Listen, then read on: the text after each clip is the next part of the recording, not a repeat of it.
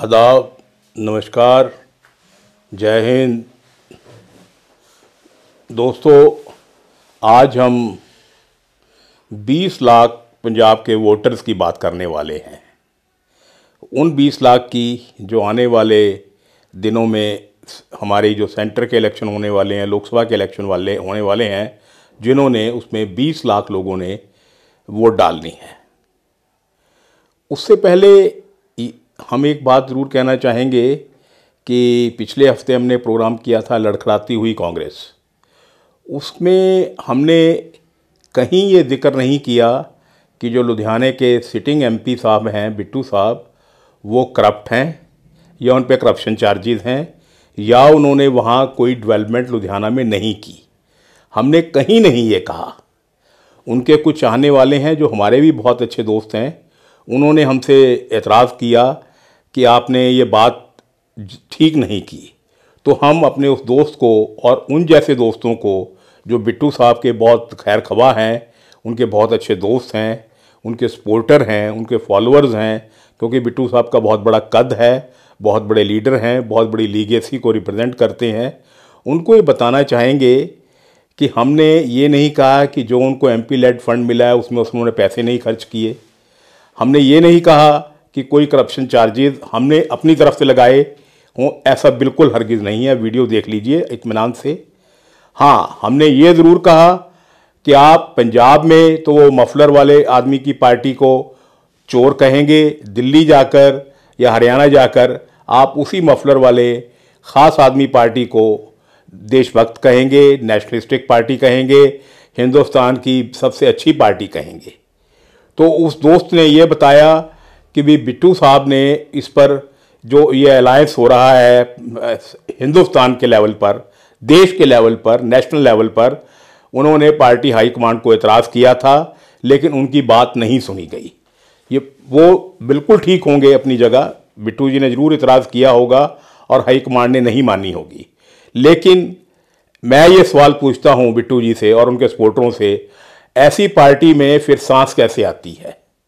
अगर वो पार्टी आपकी बात नहीं सुनती तो फिर ऐसी पार्टी में सांस कैसे आती है? ये बताना बहुत ज़रूरी है। आप पॉपुलर लीडर हैं, आपने अगर वहाँ काम किया है, हम मानते हैं आपने काम किया होगा, हम इनकार नहीं कर रहे, तो फिर आप पार्टी छोड़कर इंडिपेंडेंट लड़ लो। जीत जाओगे तो फिर दोबारा पार्टी में आ जाओ, पार्टी को पता लगे कि आप बिना पार्टी के भी जीत सकते हो। तो हमारा तो यही कहना बनता है आपसे। अब बाकी जो वहाँ के Ludhiana urban, basically it's urban constituency, 9 constituents हैं उसमें, तो तकरीबन 14 लाख या 15 लाख के करीब वोटर्स हैं। वो मई में शायद इलेक्शन हो जाएं या रिजल्ट भी आ जाए, तो वो 14-15 लाख लोग ही बताएंगे कि भी बिट्टू जी ने वहाँ कितना काम किया है, कितना नहीं किया। फिलहाल हम उनको मुबारकबाद देना चाहेंगे, उनको गुड विशेस देना चाहेंगे, लेकिन हम किसी वोटर को ये नहीं कहते, ना हम कहेंगे कि उसके लिए वोट डालो या उसके खिलाफ डालो। ये वोटर ने सोचना है। ये थी हमारी बात बिट्टू जी के बारे में। अब शायद उनके दोस्तों को पता लग गया होगा भी हम क्या कह रहे थे, क्या नहीं कह रहे थे। अच्छा, अब आते हैं हम 20 लाख पंजाब के वोटर्स की तरफ। आप सब हैरान हो रहे होंगे कि ये 20 लाख लोग हैं कौन? ये 20 लाख लोग वो हैं जो 5-5.5 लाख पेंशनर्स और रेगुलर एम्प्लॉई के फैमिली मेंबर हैं। तकरीबन हमारे स्टेट में, पंजाब स्टेट में 5-5.5 लाख के करीब एम्प्लॉयज़ और पेंशनर हैं, सब महकमों को, सब कॉरपोरेशंस को मिलाकर। एक पेंशनर के साथ तकरीबन उसकी शरीके हयात और 2 बच्चे, वो एडल्ट ही होंगे, वो 4, एक मेंबर, एक फैमिली में, एक यूनिट में हम 4 मेंबर मानकर चल रहे हैं। तो 5 लाख 5.5 लाख हो गए, तो 20 लाख वोटर है। ये एडल्ट है, ये सब वोटर होंगे। आज इलेक्शन से पहले पंजाब काबीना कैबिनेट को कहा जाता है कि मीटिंग थी, कुछ फैसले उन्होंने लिए, अच्छे फैसले होंगे ज़रूर, आने वाले दिनों में पता लग जाएगा। लेकिन 20 लाख लोगों को इस सरकार ने, मफलर वाली सरकार ने, इस ख़ास आदमी पार्टी की सरकार ने बहुत ही निराश किया है और उनको मायूसी के आलम में ढकेल दिया है। क्योंकि आज इस सरकार से उम्मीद की जा रही थी कि कम से कम जो 8% डीए, ये 4% जो आज मिला है या कल मिला है उसकी हम बात नहीं कर रहे, जो 8% पिछला पेंडिंग है, कई साल से पेंडिंग है, उसके एरियर पेंडिंग है, तो वो शायद ये सरकार इन 5-5.5 लाख एम्प्लॉयज़ और पेंशनर को रिलीज़ करते। ऐसा करना भी चाहिए था, क्योंकि यही मौका होता है कि जब आप लोगों का हक कभी कभी मतलब दबा लेते हैं, मतलब आमतौर पे दबा लेते हैं, सॉरी, कभी कभी ऐसे मौक़ों पर दे दिया जाता है। आप अपनी तरफ से, सरकारें इस तरफ ये सोचकर देती हैं कि चलो हम उनको एक तोहफ़ा दे रहे हैं, और जो जिनको मिलता है उनको ये पता होता है ये उनका हक है, ये तोहफ़ा नहीं है। तो आपने ना उनका हक दिया ना तोहफ़ा दिया, तो बहुत मायूसी की बात है। कई लोगों से मेरी बात हुई, पेंशनर एम्प्लॉयज़ 2-3 जो बड़े लीडर हैं उनसे बात हुई, सेक्रेटेरिएट एम्प्लॉयज़ के जो नुमाइंदे जो ऑफिस बेरर हैं उनसे बात हुई, औजला साहब से बात हुई, राधे श्याम जी से बात हुई, सब के सब मायूस, बहुत मायूस हुए हैं। और ये कहना गलत नहीं होगा कि इसका असर आने वाले इलेक्शन में पड़ सकता है और शायद पड़ेगा भी। मैं इस सरकार से एक बात पूछना चाहता हूँ कि जो सरकार को चलाने में सबसे पहली बात होती है, सरकार को चलाता कौन है? सरकार को बाबू लोग चलाते हैं, ब्यूरोक्रेट चलाते हैं। जितने ब्यूरोक्रेट्स 5-7 टॉप हैं जो मैं जानता हूँ, जिनको सारा हिंदुस्तान जानता है, जो ये सरकार चला रहे हैं, तो मैं उन 5-7 से ये पूछना चाहूँगा, क्या वो जो 8% जो हमें नहीं दिया गया हमारे पंजाब के एम्प्लॉयज़ को, क्या वो नहीं ले रहे? अभी सेंटर ने जो 4% कल दिया है, जैसी नोटिफिकेशन जारी होगी उन पे वो 4% भी लागू हो जाएगा, क्योंकि वो काम तो पंजाब में करते हैं, सरकार के खजाने से तनख्वाह लेते हैं, लेकिन उन पर कायदा कानून सेंटर का लागू होता है। तो इसलिए उन लोगों को फ़र्क नहीं पड़ता। तो वो लोग ये क्यों भूल जाते हैं जो उनको सरकार को गाइड करते हैं या सरकार को अपने हिसाब से चलाते हैं, तो वो ये सरकार को क्यों नहीं बताते, क्यों नहीं समझाते कि ये सरकार का हक है, सरकार की जिम्मेवारी है, ये सरकार की जिम्मेवारी होती है। और जहाँ तक मुझे याद है, जब इलेक्शन से पहले, 22 के इलेक्शन से पहले, मफलर वाले साहब और मान साहब आप मुख्तलिफ़ जगहों पर रैलीज़ करते थे, तो आप कहा करते थे कि जैसे ही सेंटर डीए अनाउंस करेगा तो हम फ़ौरन दे दिया करेंगे। फ़ौरन तो कहीं नज़र नहीं आया। इमीडिएट फ़ौरन मीन्स मतलब यूएसए वाला फ़ौरन नहीं मैं कह रहा, मतलब इमीडिएट तो अभी तक 2 साल में तो नज़र नहीं आया। लेकिन आपने फ़ौरन तो क्या देना था, आपने तो पिछला भी नहीं दिया, पिछले की बात ही नहीं कर रहे। 5.5 साल के एरियर लोगों के पड़े हैं पे कमीशन के, वो नहीं दिए। वो तो चन्नी सरकार अच्छी थी बुरी थी, वो तो अब लोगों ने उसको तो उसकी छुट्टी कर दी, वो दे गए जाते जाते, और वो लागू भी कर गए।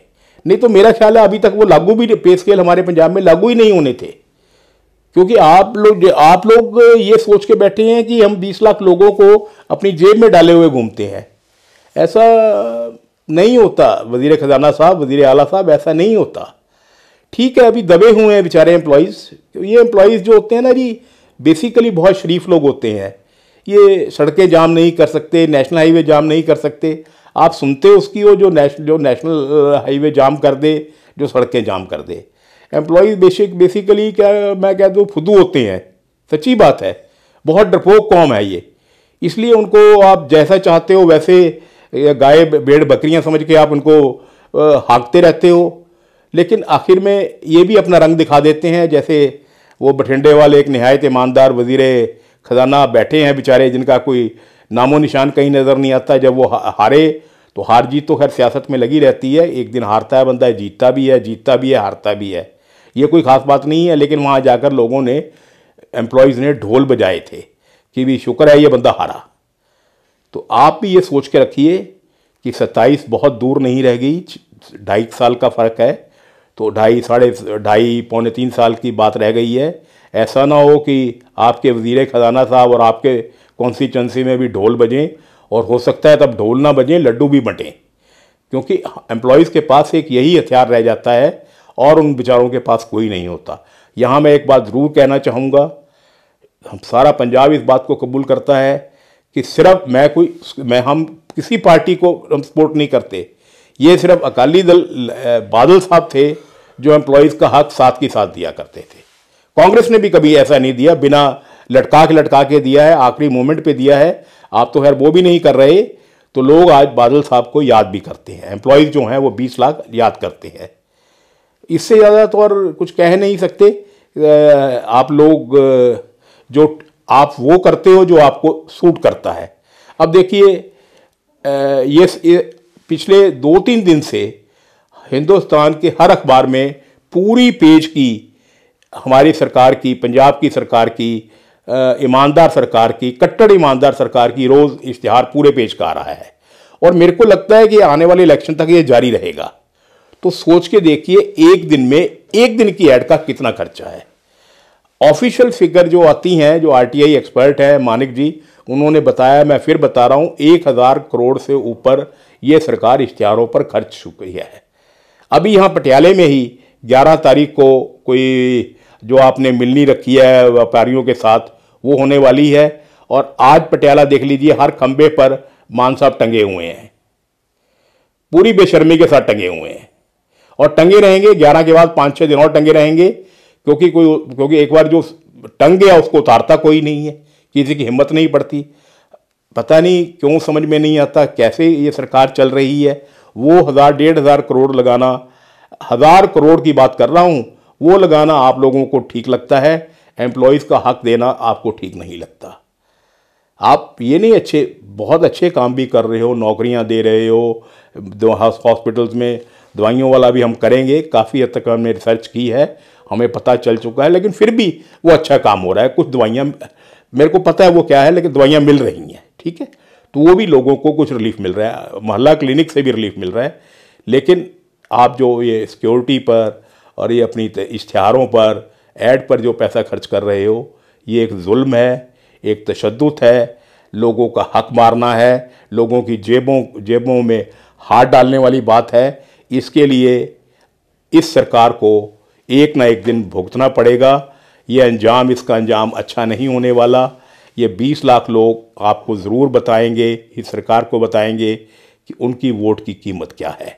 जाते जाते एक शेर से मैं अपनी बात ख़त्म करना चाहूँगा। वो कहते हैं ना कि आप गैरों की बात करते हैं, हमने तो अपने भी आजमाए हैं। आप गैरों की बात करते हैं, हमने तो अपने भी आजमाए हैं। लोग कांटों से बच के चलते हैं, हमने तो हरमन प्यारे नेताजी आप जैसे लोगों से जख्म खाए हैं। खुदा हाफिज़।